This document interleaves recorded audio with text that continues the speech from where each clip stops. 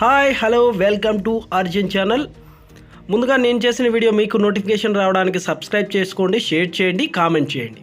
ఈరోజు భూమిలో ఏముంది, అసలు భూమిలో ఏముంటుంది, చాలామందికి తెలియని విషయాలు మనకు ఈ భూమి లోపల ఏముంది అనేది చాలామందికి తెలియదు. ఈరోజు ఈ వీడియోలో మనం అవే తెలుసుకుందాం. వాటి గురించి అసలు భూమి లోపల ఏముంది అనేది తెలుసుకునే ముందు భూమి లోపల పొరల గురించి తెలుసుకుందాం. భూమి బయట భాగం ఏంటి అనేది. భూమిని మూడు భాగాలుగా విభజించుకున్నాడు. త్రీ టైప్స్గా విభజించారు. Crust, mantle, core. అంటే క్రస్ట్ 33 కిలోమీటర్స్ దాకా ఉంటుంది మ్యాక్సిమం. తర్వాత మ్యాంటిల్ అనేది 2900 దాకా, అంటే 2900 కిలోమీటర్ల వరకు ఉంటుంది.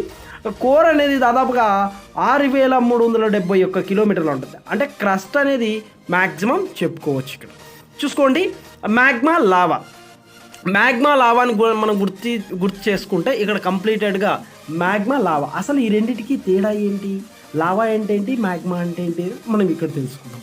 అసలు లావా అనేది భూమి అంటే lava is a molten rock that has a reached the earth surface through volcanic vents.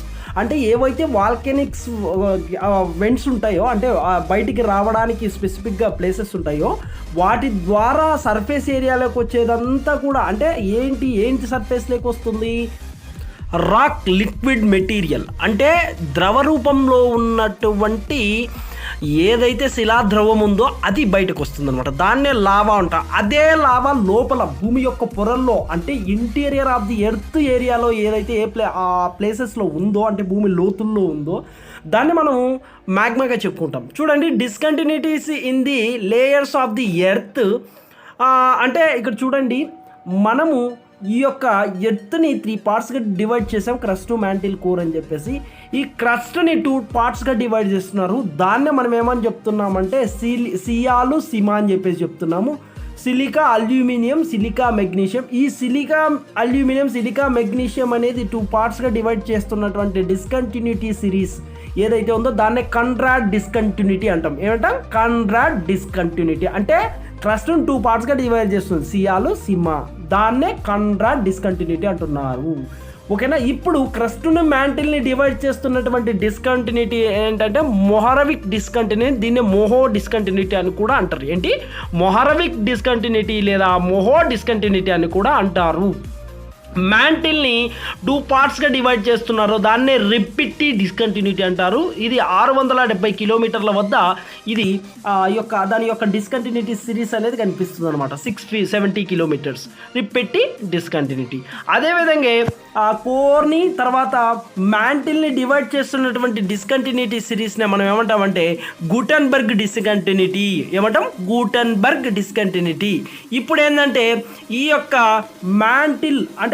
మ్యాంటిల్ని divide చేస్తూ ఉంది, కోర్ని మ్యాంటిల్ని డివైడ్ చేస్తూ ఉంది అనమాట. ఏది? Gutenberg discontinuity.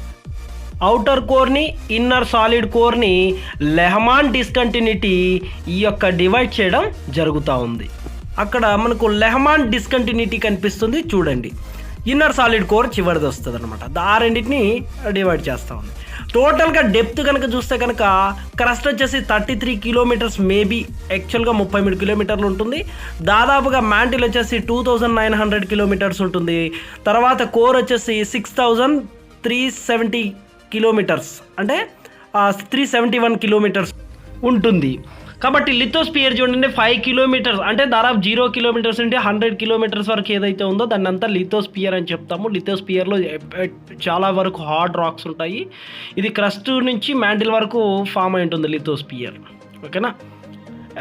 కాంపోజిషనల్ కనుక చూస్తే కనుక మనకు లేయర్స్లో ఏమున్నాయి, క్రస్ట్లో ఏముంది, మ్యాంటిల్లో ఏమున్నాయని చూసి మనం చూసుకోవచ్చు.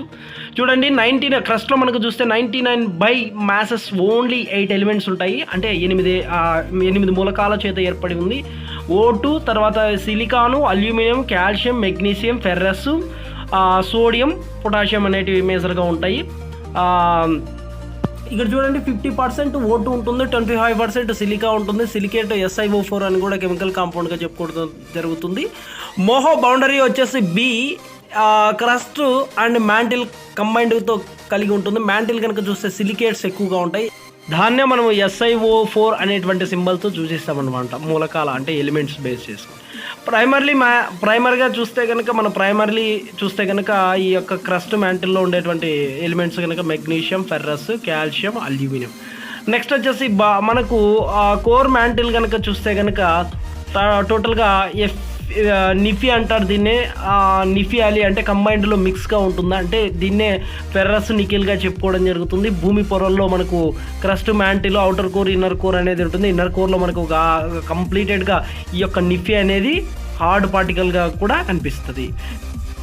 కోర్ అంటే ఇన్నర్ అండ్ అవుటర్ కోర్ కనుక చూస్తే అవుటర్ కోర్ లిక్విడ్ మెటీరియల్గా ఉంటుందా, తర్వాత ఇన్నర్ కోర్ సాలిడ్ మెటీరియల్గా ఉంటుంది. గుర్తుపెట్టుకోండి, ఈ భూమి మీద అంటే ఎర్త్ మీద మనకు దొరికేటువంటి ఏ పదార్థమైనా అంటే 3 స్టేట్స్గా దొరుకుతుంది. అంటే 3 అంటే పదార్థం ఏదైనా కూడా 3 రకాలుగా దొరుకుతుంది. ఘన, ద్రవ, వాయు పదార్థాలను కూడా మనకు తెలిసే ఉంటుంది.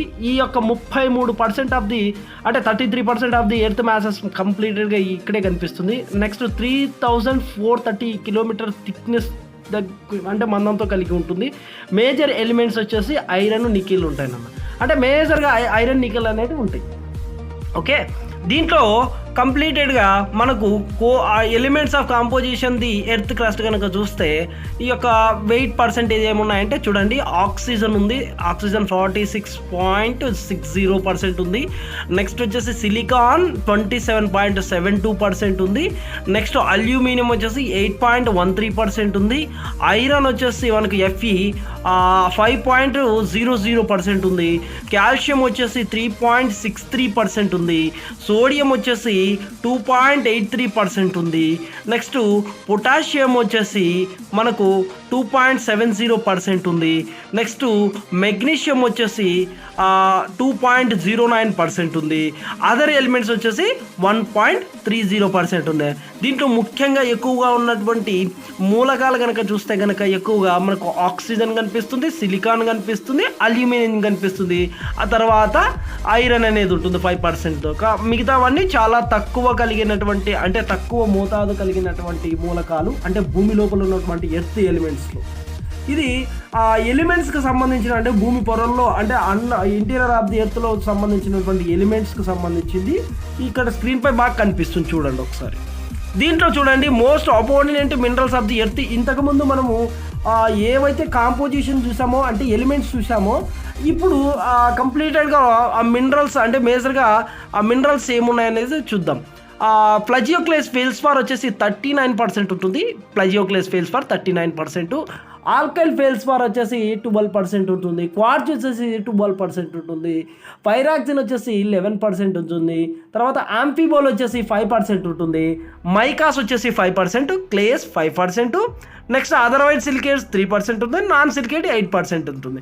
టోటల్గా 100%. ఈ మ్యాప్ చూస్తే మనకు డయాగ్రామ్ చూస్తే క్లియర్గా కనిపిస్తుంది. హైయెస్ట్గా ఏముంది, ప్లజియోక్లేస్ ఫెల్స్పార్ ఉంది. మేజర్గా ఇక్కడ గుర్తుపెట్టుకోండి, ప్లజియోక్లేస్ ఫెల్స్ కానీ ఆల్కైల్ ఫెల్స్పార్ కానీ క్వార్ట్జ్ కానీ పైరాక్సిన్ కానీ ఇవన్నీ బేస్ చేస్తే ఎక్కువగా ఫెల్స్పార్సే ఎక్కువ ఉన్నాయి. ఈ మ్యాప్లో మనకు క్లియర్గా కనిపించడం జరుగుతూ ఉంది. దీంట్లో మనకు ఆ యొక్క ఎర్త్ స్పెసిఫిక్గా లిథోస్పియర్ అంటాము. అంటే లిథాలజీ మీన్స్ ఆ ఎర్త్ యొక్క స్ట్రాటాస్ మీద అంటే అక్కడ ఉన్నటువంటి రాక్స్ కానీ మినరల్స్ మీద స్టడీ చేస్తుంది అనమాట. దాన్నే మనం లిథోస్పియర్ అంటాము. లిథాలజీ అంటే రాక్స్ గురించి మేజర్గా స్టడీ చేస్తుంది అనమాట. దీంట్లో చూడండి కాన్రాడ్ డిస్కంటిన్యూటీ ఉంది, కస్ట్ దగ్గర మొహో డిస్కంటిన్యూటీ ఉంది, తర్వాత రెపెట్టి డిస్కంటిన్యూటీ ఉంది, గుటర్బర్గ్ డిస్కంటిన్యూటీ ఉంది, తర్వాత లెహమాన్ డిస్కంటిన్యూటీ ఉంది. ఇక్కడ చూడండి పైన లిథోస్పియర్ ఒకటి ఉంది, ఆస్థినోస్పియర్ ఒకటి ఉంది, మీసోస్పియర్ ఉంది, బైరీ స్పియర్ అనేటువంటిది ఒకటి కనిపిస్తుంది. కంప్లీటెడ్గా ఇవి స్పియర్స్. ఓకేనా, ఇవి ఇంటీరియర్ ఎర్త్లో ఉన్నటువంటి మేజర్ స్పియర్స్. జస్ట్ ఇది బేసిక్ ఇన్ఫర్మేషనే. Thanks for watching. నెక్స్ట్ మరొక మంచి వీడియోతో మీ ముందు ఉంటా.